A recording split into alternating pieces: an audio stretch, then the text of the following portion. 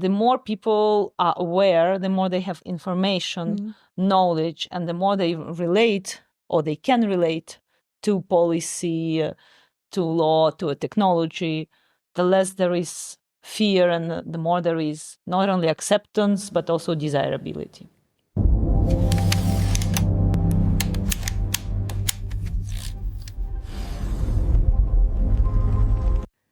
Welcome to Intangiblia. Today we have a very interesting episode. We're going to be talking about sustainable by code, rethinking tech, governance from IP to AI. We are joined by Anna. She is helping shape the legal foundation of our digital future.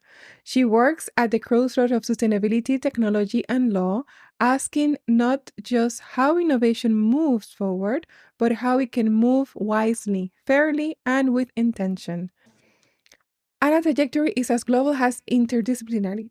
She has advised on responsible AI governance, helped build international frameworks on sustainability and innovation, and explore how legal systems can adapt to realities of blockchain, Web3, and generative AI. Her work spans institutions, sectors, and continents, always guided with a clear ethical compass and deep understanding of the systems that connect us. From corporate responsibility to legal design, from dispute resolution to future-facing IP, Anna brings together rigor and imagination. In this episode, we explore how law can be more than just a boundary. It can be a tool for possibility, protection, and purpose. Because the rules we design today will shape the tech we'll live with tomorrow. Welcome. Thank you. Thanks, Laetitia. So Anna, thank you so much for joining us. Thank you for talking. And I would like to ask you the first breaking the ice question. Tell us about yourself and how you landed here in Geneva. All right, thank you. You already quite introduced me, so I will not repeat what you've said. I will give you, let's say, 3 figures, 4, 16, and 20. 4 is the number of fields where I'm specialized. Well, they're all quite interconnected, but firstly, I started in Geneva. By doing a degree in international relations at the Graduate Institute. It was HEI de Genève back in the days. I think people know it by both HEI de Genève and Graduate Institute. So IR political science, then area studies at the University of Geneva, law, including PhD in law from Sciences Po Paris. And I also studied design and business communication. I studied partially web design and web development, and now I'm studying more like the business psychology side. So the 4 fields, then 16 and a half, but let's stick with 16, is a number of startups that I helped in one way or another. I advised either legally or just administratively or regarding the sustainability. And 20 is the number of years of experience, as you mentioned, from corporate sector to the United Nations to law firms in Brussels, a lot of consulting, NGOs, and now I work for Digital for Planet, is a NGO in Zurich, and we work on digital sustainability. That's a beautiful career. So you have walked many paths. Yes, I saw a lot of, let's say, continents and fields and people. That's amazing. I'm very happy to have you here. So let's dive in. You move comfortably between policy, ethics, innovation, and law. What's one thing you believe the legal field should embrace more boldly as we shape the digital age? Yes. Today, the digital age is this transformation from, let's say, commodities economy to the digital economy, fully digital economy. And this leap happened much faster than we thought because or thanks to COVID, to the pandemic. We were all locked and we were all online. And so we are fully now in the digital economy, let's say. And the legal field, as actually other fields, what it needs really in this digital age is interdisciplinarity, but the real one, not... For example, before coming to the consulting and NGOs, I worked for 10 years in academia, from PhD to associate professor position. And there, For example, in legal field, whenever you have one researcher who does social studies for you or data analysis, and it becomes either qualitative or quantitative analysis of something, of legal decisions, of case law, it's like, oh, it's interdisciplinary. I don't think so. I think really bringing people from hard science, natural science, social science and humanities, including law, it's really like being stronger together, more aware and more sustainable. I think this is really important. Like people who create tech, the tech people should absolutely work together with people from social science and humanities, with lawyers, with economists, with sociologists, with natural scientists, and the other way around. So that you can build from their strengths. So everyone comes with their own expertise and knowledge, and then you can build something better together. Exactly, as you say, from the strength, because the difference is not a weakness, it's complementarity. You can complement each other, and it's only strength, as you say. Yeah, perfect. I love that. Yeah. So you work also on the frameworks for responsible AI, platform governance, and emerging tech. What do you think is the most exciting shift happening right now in how we regulate innovation? How we regulate innovation? I'd say what is really important, I don't know if it's very exciting, but it's exciting. It's definitely in a needed one, I'd say, is the human participation and value-based participation. Not only, what I mean human participation is human oversight, because obviously we have human participation because humans create AI. Human oversight, once everything is created, it's relevant for AI, it's relevant for IP. I'm sorry, if your AI wrote a book for you on your behalf, or an article or case analysis, anything, there could be plagiarism, and that's also an IP issue, right? So it should be not only human oversight of the final content of anything, even if it's just text revision, even if it's just language spell check. Less that, but if it's a bit more than spell check, human oversight and value-based oversight, meaning when we use the work of others, we cite them. It's called intellectual honesty. So let's continue with that in AI age and platforms age, just the same basic values that, our society shares. Exactly, we just bring them online. Yeah, of course, makes sense, because that's how everyone else's grows as well. You acknowledge other people's work, and then you build on that, and then everyone keeps growing together. No one is left behind. Exactly, it's beneficial for everyone. Yes. In your experience, how can IP, intellectual property, and sustainability work hand in hand, especially as more creators, coders, and entrepreneurs want to build with purpose? You're right. More and more creators and social entrepreneurs and startups build with purpose, because on the one hand, one of the main differences of a startup from just a company or just a small company, small and medium enterprise, is that to have a purpose, have a social purpose, sustainability purpose, right, is one of core differences of a startup from just SME. So I'd say at this more micro level is incentivizing through investments, as well through regulation, but also protecting, including IP protection, what startups offer, because it's in a way nurturing, right? These small but super smart, unique ideas with purpose, sandboxing. So once, when they are in the sandbox, we incentivize and protect. However, and that's paradoxical, once they grow, I would go, including in regulation, for promoting open licensing for shared solutions. Once the solution is mature enough, is grown up enough, we should share it. So it sounds contradictory, but it's not. It's complementary. We protect and incentivize when we need it, and when it's being built. Yes. When it's grown, you need to share this with the humanity. Open licensing, open source. Yeah, but and the beauty about this kind of frameworks is not just freely do whatever you want. There's rules into open source, and there's rules and how you let other people in your technology.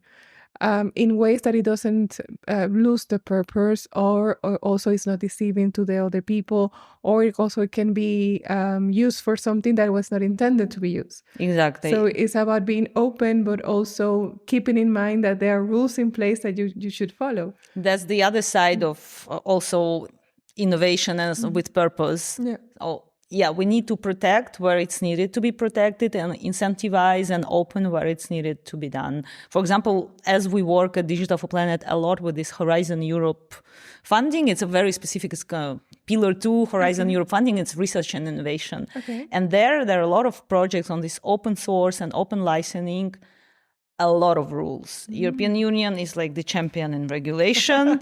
And also, as you said, it makes sense because you need also some rules and limits to protect the solutions, to share them, but also to protect where it can also be used, harm on other people and used in a bad that's way. why we have a legal system.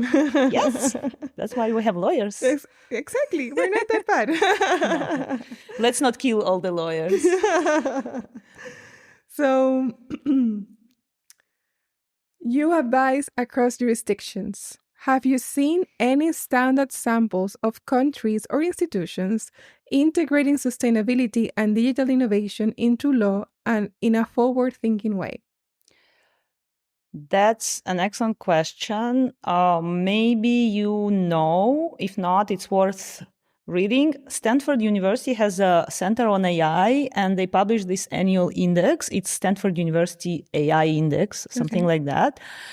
And it's been out 10 days ago or something, maybe 2 weeks. I saw it 10 days ago. And there is an overview, and there is point number 4 and point number 5. Point number 4 is about innovation in 2025. There is a graph.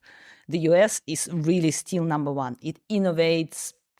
China is catching up, is super close to the US in this graphic. They're really very close to the US in terms of innovation. And point number 5, the next one after point number 4 in this Stanford AI Index, is about regulation, AI regulation. And obviously you have European Union. So you have OECD, European Union, and for a reason, the GDPR, the General Data Protection Regulation of the EU, now affected more than 100 countries, law in more than 100 countries. It's absolutely extraterritorial, and it protects, I think, the right values like privacy. It's about protection. Consent. Yeah, it's about consent. It's about, private data, trust, security. I think EU AI Act will do something similar. Will have quite extraterritorial effect, and there are other regulations, Cyber Resilience Act, Cyber Security Act. We'll see how it goes, but EU regulates a lot in a quite forward-thinking way, especially regarding social sustainability. Yeah. Social sustainability meaning, the trust, security, human-centered solutions, protection of privacy. So it's still, Europe regulates is still true as well. So from what I'm getting is like in every country, they have their different approaches. So one is running on the race of innovation, on the race of the technology itself, developing the technology. And then another one is running in innovating in the policy making and in regulation making. When the technology arrives, then the legal system is going to be ready in place. It is already in place, yes, in the European Union. And the thing is that the famous Brussels effect, quite a few laws as the GDPR, and I expect more or less the same, but EU AI Act, it's quite extraterritorial. Okay. So yeah, because the way it's being impacted all the business. And now business are global, or at least they have presence in more than one country.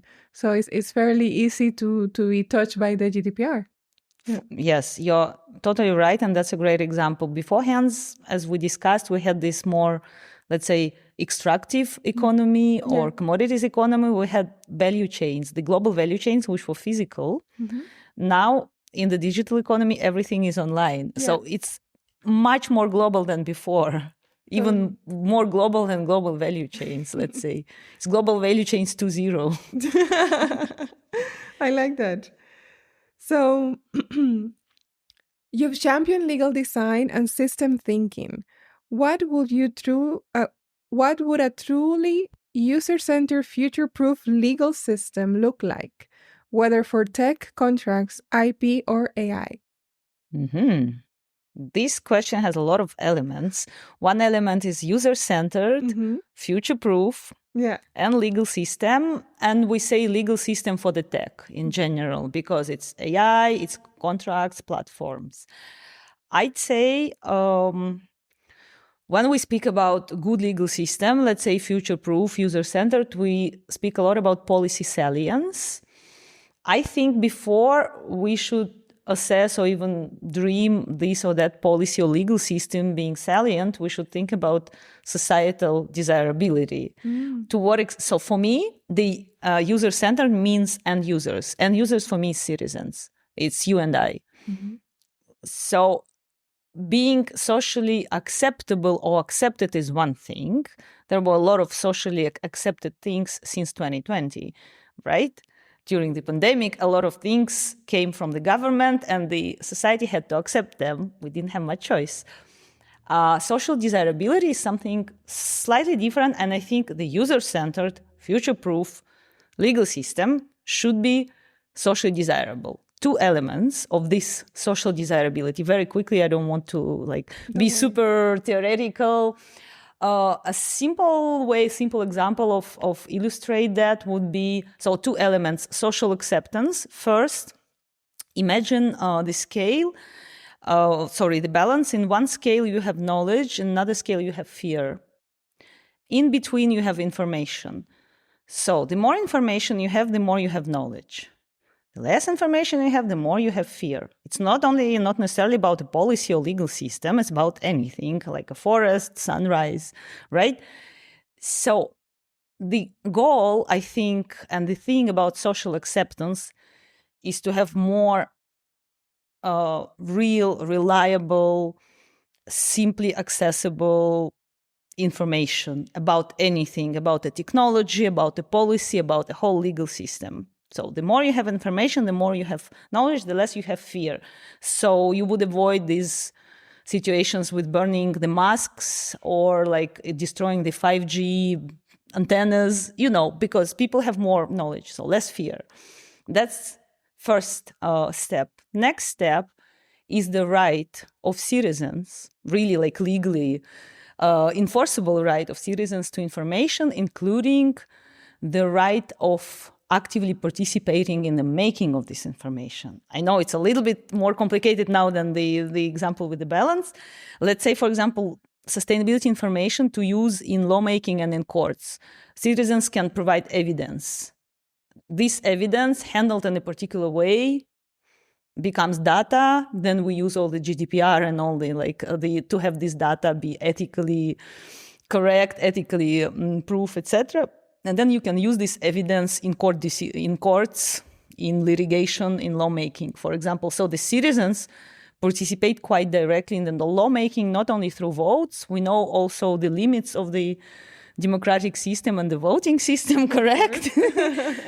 Due to recent events. So here we have a completely different mechanism, how citizens can participate in the making of the information. And coming back, one step back, the more information, the more knowledge, the less fear, the more the system is future-proof and user-centered and citizen-centered. Oh, interesting. And I like the balance, and it's so true in everything. In everything, the more you understand about a situation, a technology, a process, the less you demystify it. Exactly. So and it becomes something that you can really fully take advantage of or put in your everyday life, and also can help you to have to surpass the bias against new developments or against technology. Exactly. You can relate to that directly. Instead of having fear, oh, this is lawyer stuff. Oh, this is legal stuff. I don't understand anything because it's complicated. Yeah. No, there is nothing complicated, especially if you participated in the making of that. Yeah, of course. Just join in. Start. If we want digital tools, platforms, and IP system to support long-term sustainability, where do we begin? Is it education, policy design, or something else? So actually, everything that you mentioned is super relevant. You mentioned design.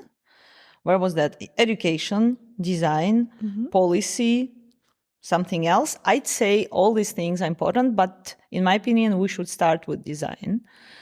You know, this famous sustainability by design, but if we really embed this at the, basically pre-production level, at the conceptual level, you embed sustainability in the design.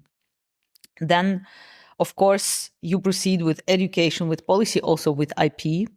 But yes, starting from the design. Design, because that's what makes the entire system or process or technology from what you take into consideration when you're making it. Yeah, from the very beginning, from the upstream. But then the rest is super important as well. Yeah. In education, starting from school education, for example, I don't know, to avoid digital obesity, like, you know, all these like digital things also make kids thinking about circularity, like changing phones every year, changing laptops every year. Yeah, every time is a new one. Is it a good thing? Yeah. So starting from education, actually from very young stages. Once when they're open to have their minds changed, because you know, the older you get, the less likely you are to change your mind. Yeah, I used to. With my parents, we were used to that I receive a new iPhone for every birthday. If it's embedded in your childhood memories and they're happy, you will never change. Yeah, it's hard. It's like, because it becomes like a tradition for them, or part of like a happy memory that they can emulate again by buying something. Exactly. Yeah.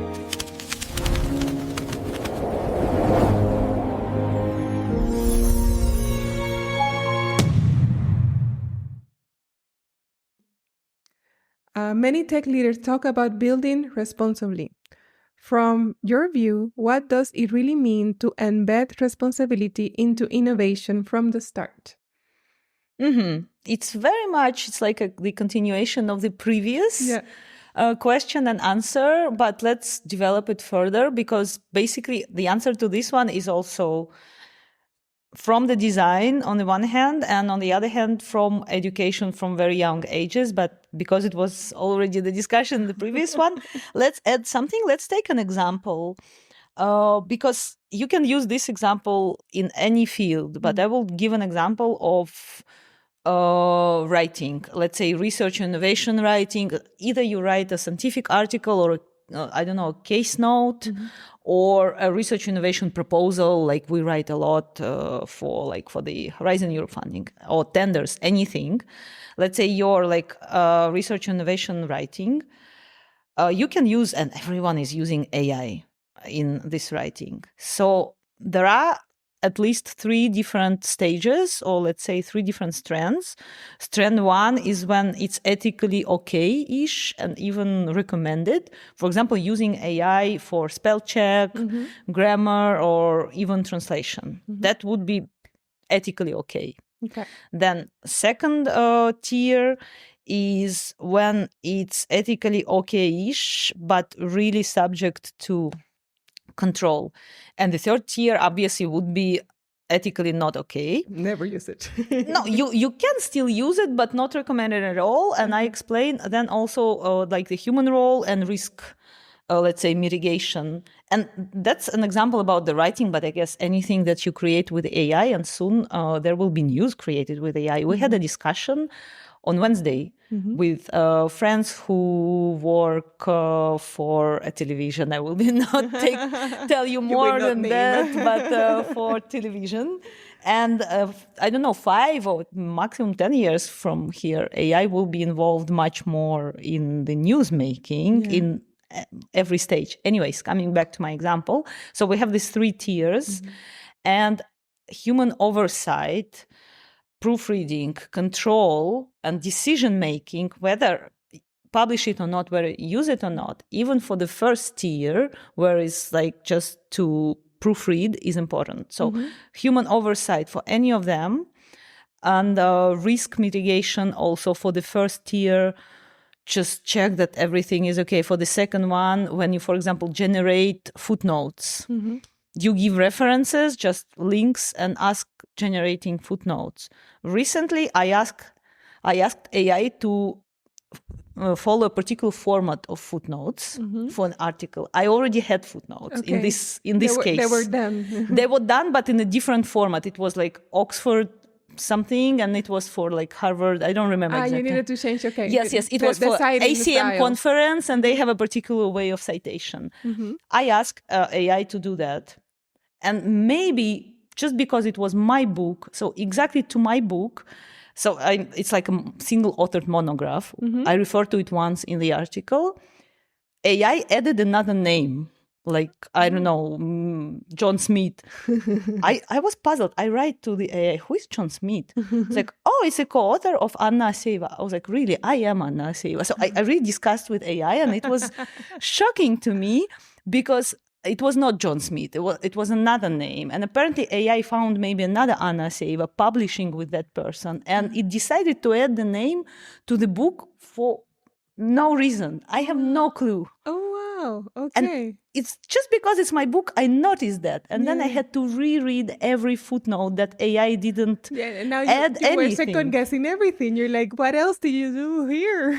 Yes. So I had to go through all footnotes and check every word in the title. AI could add something to the title of the article that you already cited, just in a different format. Oh wow, that's scary, because then it can damage the whole research. Yes, and that was just footnotes. Yeah. Can you imagine if you ask to summarize something or develop something? Okay. And so here the risk mitigation is very different. Either you then go through every word, or just use a bit less AI. And then obviously the non-recommendable, the third strand, is asking AI writing something from scratch. I would not recommend.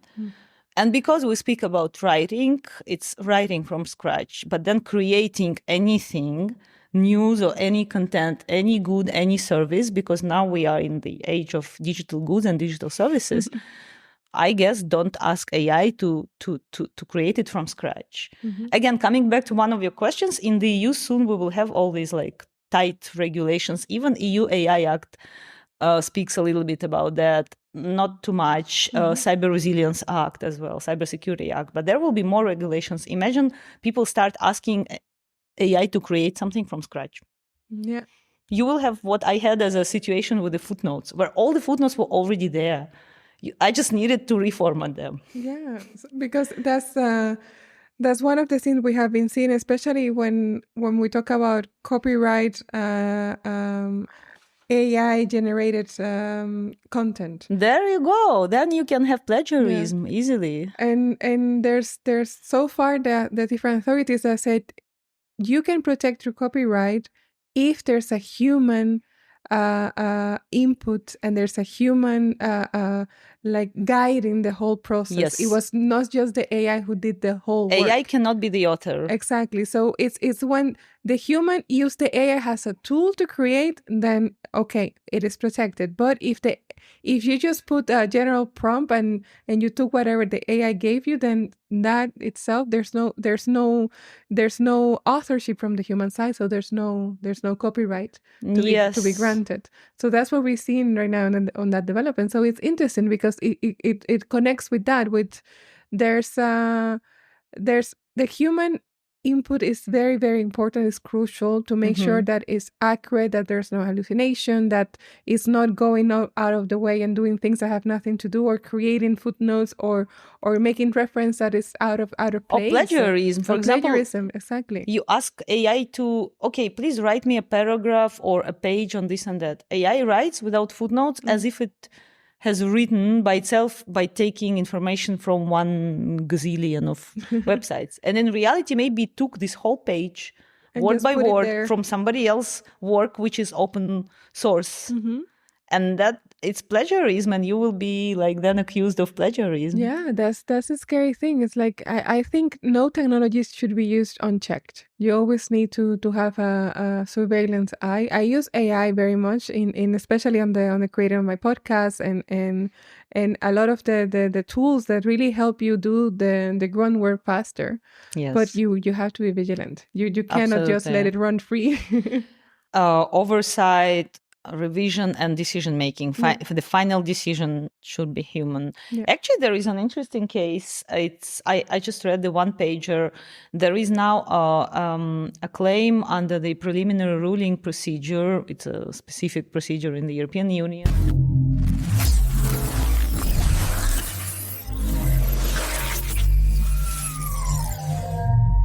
Okay, so we go into the flash section. I will ask you to pick one. So you have to think fast and pick one. You can explain yourself if you want. And the idea is to give like a novel or picture what you think about these specific choices. Mm-hmm. Okay, let's start. Rewrite the legal system from scratch or debug the one we've got. Debug the one we've got, for sure. A future where every citizen has an AI lawyer or where no one needs one. I don't choose the first one. AI lawyer, it would be too expensive. You will have an AI lawyer and then a physical lawyer or who is overseeing what the AI does. If the AI lawyer is for free because it's the free version, it's still the same cost, just the physical lawyer. So it depends. But I am strongly against only AI lawyer for all the reasons that we just discussed. Mm-hmm. No lawyers, no, I don't think it's a good idea. We will lose jobs and a lot of my students. I taught in academia for 10 years, like all my students from different countries will lose jobs. I'd say rather no one needs a lawyer for different reasons, that there is no crime, nothing, happiness. Happiness. We live in utopia. But it's a bit like futuristic stuff. Yeah, hopefully there will be a moment that we all gonna live in harmony and 100% in peace. Let's hope for that. So, public policy made in parliaments or prototype in hackathons. I like the prototype in hackathons, but I don't think that it's democratic enough. Okay. But it's very much, it mirrors the idea. You remember the citizen participation, like in the production of information, including the one that uses evidence in lawmaking. Yes. So this prototype in hackathons, I think it's stage 1, and then still debated in parliaments as stage 2, because parliaments are still the most democratic institutions, especially in the European Union, I'd say. So I say step 1, prototyped in hackathons. Step 2, made in parliament. I mean, not made, but let's say approved, finalized in parliaments. Yes. Okay, interesting. A world where every startup has a sustainability clause or where no startup needs one. The second one is a nice one, but I think it's really very much futuristic. And the first one is it's the reality. So a startup that has a sustainability clause, every startup, is better. Teach ethics to machines or teach systems to listen to people. I'd say teach systems to listen to people. Ethics to machines. Yeah, very futuristic. And also it's very relative. It's extremely relative. The values are, there's no absolute. In ethics, there's no absolute. So Yes, and something that was relevant or shocking or horrible 100 years ago is just everyday normal life. Or obsolete today, right? Yeah, exactly. Copyrights that expire with cultural relevance or last as long as human memory. I'd say copyright might maybe in 5% of cases being good to last long, and in all other cases, as long as it's culturally relevant, that it expires. I would rather say so. I am quite a bit in favor of open licenses and shared solutions and shared things, but again with some limits, with some protection. Some limits, Climate lawsuits argued by AI or peace treaties negotiated with virtual reality. Well, peace treaties negotiated in virtual reality would mean virtual treaties in virtual reality. So for virtual peace and the war and peace situation, they would all be virtual. It's not true. So I'd say climate lawsuits argued by AI with human oversight always. So more expensive climate lawsuits than now. But because I have to choose one of the two, I prefer the first one. The second one, I don't know, it's a VR. Legal reforms crowdsourced by global citizens or co-drafted with machines trained on centuries of case law. Well, here again is the same. Like you said, you use a lot AI for some basic stuff, and I'm sorry, especially for legal trainees and legal interns, that machine can be much faster in revising centuries of case law and like tons of case law, right? So it can help, but it should be, again, maybe step one, and then crowdsourced by global citizens is awesome. I love it. So I think both, but step one, is like co-drafted with machines, but then crowdsourced by global citizens. I really like it. Okay, final flash question. Data treated as a public good or as a personal property with royalties? There was at a higher level discussion. I remember at least Katerina Pistor discussed this data as public good in her Code of Capital, maybe even people before. I just remember this work. To be honest, that was quite a theoretical work.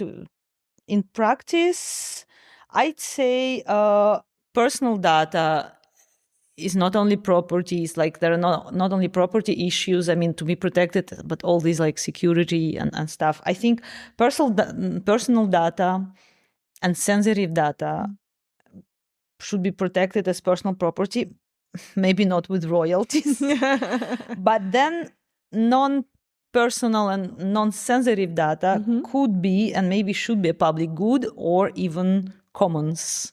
Data as commons, also, again, I don't remember if it's Katerina Pistor or somebody else. There are a lot of writings and discussions now about data as the commons. Why not? Okay, interesting. Okay, you can take the palette. Yes. And now we go to the game. True or futuristic?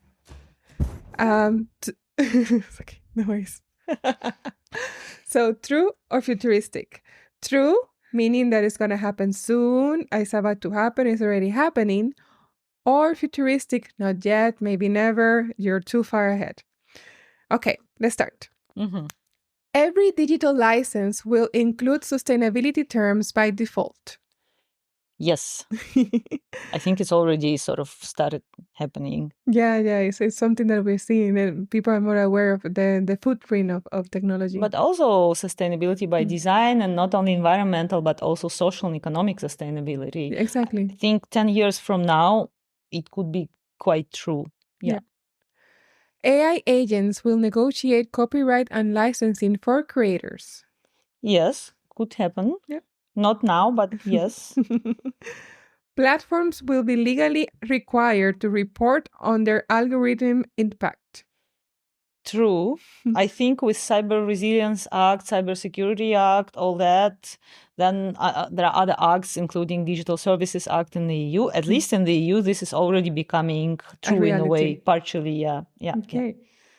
IP enforcement will happen through decentralized, community-led systems. I hope not. Well, we need the courts. Futuristic. I mean, yeah, okay. But I mean, you mean DAOs, like decentralized? Yeah, I mean that they will replace the court system. Futuristic. Yeah. I need to make some outrage statement, right? Now you give a lot of ideas to PhD students to write like. You can send them these questions. Maybe they will get inspired. Yes, totally. Open source AI will carry a trust label to ensure ethical deployment. Again, it's already happening in a way, very partially. We're not there yet, but in some sense and in some fields, yes. For example, in Digital for Planet, we have this one project which is called Certain. It's about certification and regulation of AI. And it's in a way, I mean, it's not about that, but it's becoming true. Okay. Legal user experience will become a standard field in both tech and law schools. For law schools, I really hope, I mean, it's already reality in some schools. I will not give you the names. I don't want It's okay. to, but yes, totally true. And it's already becoming reality in some progressive law schools. The tech schools have no idea, but I hope as well. Very good question. I like it. I love it. Yeah. Digital sustainability will be measured and taxed like carbon emissions. Yes. It's already like in a way happening, Yeah. but not that clear cut. But Okay. yes, there are all these calculators about websites. You have calculators that can show you how many emissions a website emits, like CO2 emissions. Then you can tell me, okay, there are like a lot of calculators. And what is the methodology behind? Of course, if you want to go the way, you first study the methodology behind the calculator, and then you trust the calculator. But we are already there. Okay, so it's already there's already in the mindset of the people to not only mindset. These calculators are used. They're tools that are available. Yeah. Calculators, and on the other hand of the spectrum, I worked with that a lot when I was like more like freelance consultant to create it's an eco design of the websites. It's here for the last at least 5 years already. Okay. Sober websites. It depends which interface you use, like all these like pop-up windows. It's not very complicated, but you can design a very non-heavy and ecologically friendly website. And then the hosts and the platforms who use only green electricity, all these things. Okay, interesting. Yes. A global IP commons will emerge to encourage innovation with shared benefits. I hope, yes. That's a little bit what we discussed regarding data also as commons. Yeah. Consumers would vote directly on platform policy through civic apps. I like this. That will be great, right? That will be great. And it's also a little bit like regarding the citizens participating in the making of the information and then finally of policy and lawmaking. Totally. And finally, inventorship will be redefined to include collaborative networks, human and machines. I think it's already happening. It's already the case. Inventorship, no, as we discussed in IP, only a human being can be the author. That's very important, but let's see how it develops. Yeah, there's a lot of room there to grow. So one final question to close the episode. If you could share one message with everyone shaping the future of law, tech, or innovation today, what's the one principle or mindset you hope they carry forward? I'd say this collective co-creation, bottom-up co-creation. So something that we already discussed, and user-centered, meaning citizen-centered legal system, which is such because it's also co-created by citizens. And here we touched upon like citizens giving the evidence, participating through the evidence in lawmaking and policy making, and also this consumers voting directly on platform policy through civic apps. It rejoins completely the message. The more people are aware, the more they have information, knowledge, and the more they relate or they can relate to policy, to law, to a technology, the less there is fear and the more there is not only acceptance, but also desirability. Of course. Thank you so much. It's been lovely talking with you. It's been a very interesting, fulfilling experience to see someone who is working in the midst of all these technologies, but you have also a very inclusive and kind of a collaborative or kind of a community sense of how technology can develop and how we can form our society with technology. Yes, that's the message. Because, I mean, in digital sustainability, if we care about environmental sustainability, which is very often the case when you say digital sustainability or sustainability for the tech or for digital, for ICT, people immediately think about emissions and environment, but it's also social and economic sustainability, and they're not separate, they're all together. That's for you need social acceptability and social desirability and socioeconomic rights and equality and all that. So all these socioeconomic and environmental values. Yeah. So the future of technology doesn't have to be cold or chaotic. It can be thoughtful, fair, and full of opportunity if we design it that way. Thank you, Anna. Thank you so much for reminding us that law is not just a set of restrictions.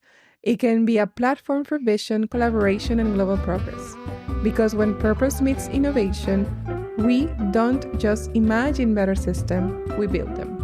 Yes, absolutely. Thank you so much, Laetitia. Let's make it happen. Yay! Thank you for listening to Intangiblia, the podcast of intangible law. Plain talk about intellectual property. Did you like what we talked today? Please share with your network. Do you want to learn more about intellectual property? Subscribe now on your favorite podcast player. Follow us on Instagram, Facebook, LinkedIn, and Twitter. Visit our website www.intangiblia.com. Copyright Leticia Caminero 2020. All rights reserved. This podcast is provided for information purposes only.